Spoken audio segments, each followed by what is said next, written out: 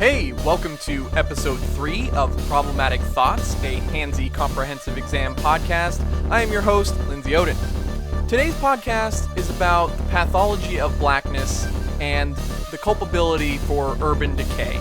And this podcast is really about the Baltimore Uprising and what has been going on in terms of the media and academic and political discourse about poverty in America, urban decay, and violence against men of color. So I thought that I would dedicate this podcast to the Baltimore Uprising, though I mention it very sparingly in the actual audio of the podcast. But I think what I hope you would do is take some of the insights that I give through my discussions of Harlem and perhaps apply them to what has been going on in Baltimore and St. Louis and other cities in the United States. So let us start then. Problematic Thoughts, Episode 3. On April 29th, 2015, Republican presidential candidate Ron Paul said, "It's something we talk about not in the immediate aftermath, but over time, the breakdown of family structure, the lack of fathers, the lack of sort of a moral code in our society.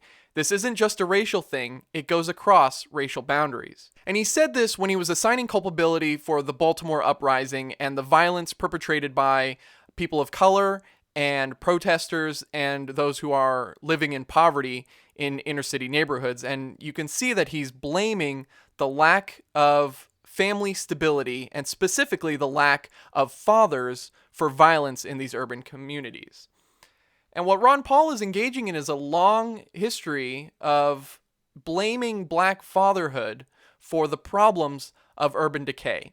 And this podcast is really a Cliff Notes version of what I just posted on the blog called Colonizing Harlem. And it comes from something that I wrote called The Pathology of Blackness, Colonizing Harlem in Collective Memory, 1964 to 1995.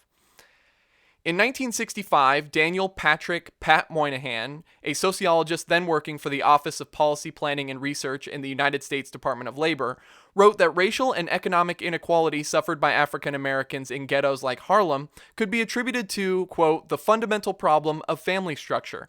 The evidence is that the Negro family in the urban ghettos is crumbling. The fabric of conventional social relationships has all but disintegrated," unquote.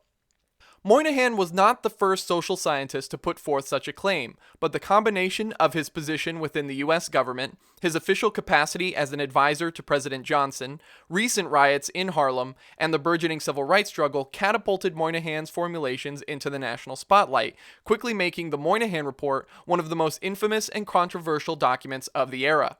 The conclusions of the Moynihan Report encapsulated a shift in intellectual debates that had been occurring since the early 20th century. Scientific racism had been slowly supplanted by cultural racism through metaphors of pathological disorder in black communities. Rather than relying on pseudosciences like phrenology, eugenics, and social Darwinism, racism against African Americans became supported by liberal social scientists that practiced psychology, sociology, anthropology, and ethnography.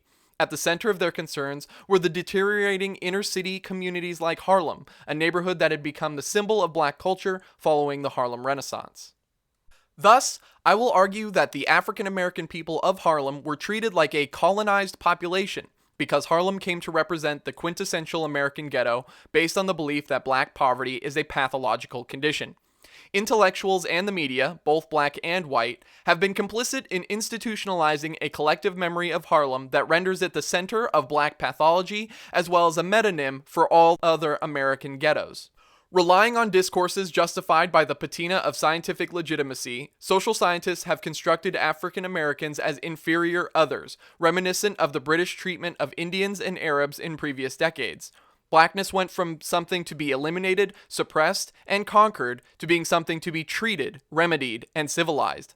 Like Indians and Arabs under the British Empire, blacks in American cities were seen as inherently diseased and uncivilized, adhering to a dying and dysfunctional culture.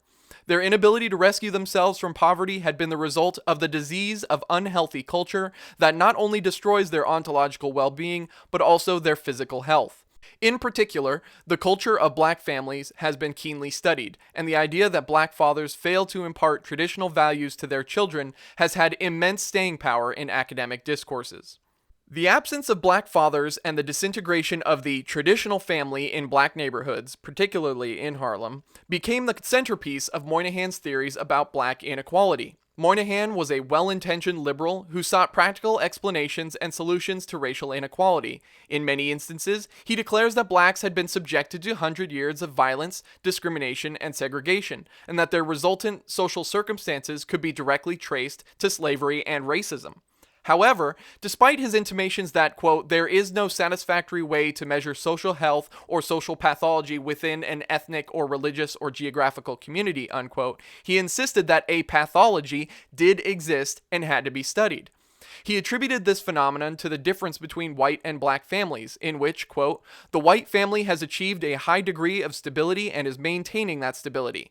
By contrast, the family structure of lower-class Negroes is highly unstable and in many urban centers is approaching complete breakdown, unquote. Throughout the text, Moynihan heavily cited a 1964 study by Harlem Youth Opportunities Unlimited, a foundation started by prominent black psychologist Kenneth Clark. Clark and his colleagues argued that in areas like Harlem, the youth experienced high rates of pathology, which affected their personalities, self-image, and belief in self-efficacy, which in turn became a, quote, self-perpetuating community pathology, unquote. Despite harsh academic criticism, cultural racism, the ideology that cultural traits are attributed to race and therefore account for inferiority or inequality, broadly influenced many scholars and journalists, infiltrating numerous debates and studies in the following decades. Many writers chose to address Harlem specifically because it was the perceived hub of black culture, especially following the Harlem Renaissance, but also due to its overwhelmingly black population, which peaked at 98% in 1950. This attention on Harlem demonstrates the power of place in popular culture and memory. Harlem functioned as a racialized metonym for the American ghetto, a kind of intellectual shorthand for conceiving of black poverty and destitution in America writ large. For this reason, the physical layout and distribution of ethnic populations is critical to understanding how places like Harlem are represented by academics. In a widely quoted study in the New England Journal of Medicine from 1990, the author cynically declared that, quote, black men in Harlem were less likely to reach the age of 65 than men in Bangladesh, unquote. What this suggests is that the American inner city has been constructed as so thoroughly decayed that authors are willing to denigrate it by comparing it to a supposedly third world country, while simultaneously maligning Bangladesh as an accepted standard by which poverty, disease, and life expectancy are measured. If Harlem is worse than Bangladesh, then it must occupy what sociologist John Hagedorn calls the fourth world of extreme poverty, resentment, and brutal struggle for survival. As historian Robin D.G. Kelly has argued, the enduring images of Harlem have become the images of the underclass, welfare queens, criminals, and dysfunction, and therefore, quote, we have been the thing against which normality, whiteness, and functionality have been defined, unquote. He goes on to contend that academics have engaged in ghetto ethnography, diagnosing the pathological character of blacks as the primary reason for their impoverishment, quote, pathological products of broken families, broken economies, and broken communities. These academic claims were most visibly inaugurated by the Moynihan Report and subsequent studies of the failures of black fathers and matriarchal families. Harlem was racialized as a black ghetto and a symbol of urban decay, a once great haven for artists that had collapsed under the burden of black pathology that rendered its population perpetually impoverished. Kelly's observations about anthropologists can be interpreted in this framework of racialization. Quote, anthropology has played a key role in marking blackness and defining black culture to the outside world, in order to get a handle on terms like nihilistic, dysfunctional, and pathological that have become the most common adjectives to describe contemporary black urban culture, unquote. When scholars or journalists write about Harlem, they are always writing about Black America, appealing to Harlem as both the hub of black culture and the center of northern urban black violence illustrates that problems with Harlem are discursively connected to every other urban community. In many instances, journalists and scholars begin their pieces by stating that Harlem is America's most famous black community, which empowers them to speak to the universality of black pathology because its most representative community experiences all of black pathology's most visible manifestations: poverty, violence, urban decay, family decay, and crime. Disease metaphors pervade literature about black crime, likening criminality to a disease that spreads by cultural osmosis. In a New York Times article from 1989, one journalist attempted to reveal the grim seeds of a serious assault in Harlem, observing that, quote, "In a neighborhood where extreme violence is common, sociologists and anthropologists say the attack may have emerged from several underlying currents in the community," unquote. These experts, many of whom were quoted in the article, despite never having studied Harlem, testified that children are affected by the norms of the culture. Using the term norms here is especially instructive because it asserts that violence, and the culture that creates it, is completely normal in urban communities like Harlem. More importantly, citing scholars who have never researched Harlem illustrates how discourses about Harlem always implicitly indict other black communities, allowing Harlem to stand in as the quintessential example of American ghettos and black pathology. In an article aptly titled Curing Violence from 1990, one journalist praised Dr. Peter Stringham, a black doctor from Harlem, who was, quote, "one of a growing number of doctors who treat violence as a disease," unquote. The article praises medical professionals who have learned to treat white and black patients differently because black adolescents are predisposed to violence. Stringham hopes that, quote, "if he can treat enough families, avoiding violence will make as much sense as getting shots against diphtheria," unquote. The use of the word families, rather than patients, is significant in this instance. Like Moynihan had argued 3 decades before, family structure was the root cause of violence. Authors, from Moynihan and 1960 sociologists to journalists and public health officials in the 1990s, are always articulating the inferiorities of black culture, justifying cultural racism and the normality of the resultant social hierarchy. This was historically achieved by attacking black families and drawing scientific links between family structure, crime, violence, and urban decay. Thanks for listening. You can find the show notes for this episode and other episodes of the Handsy Comprehensive Exam podcast at handsycomprehensiveexam.com/podcast.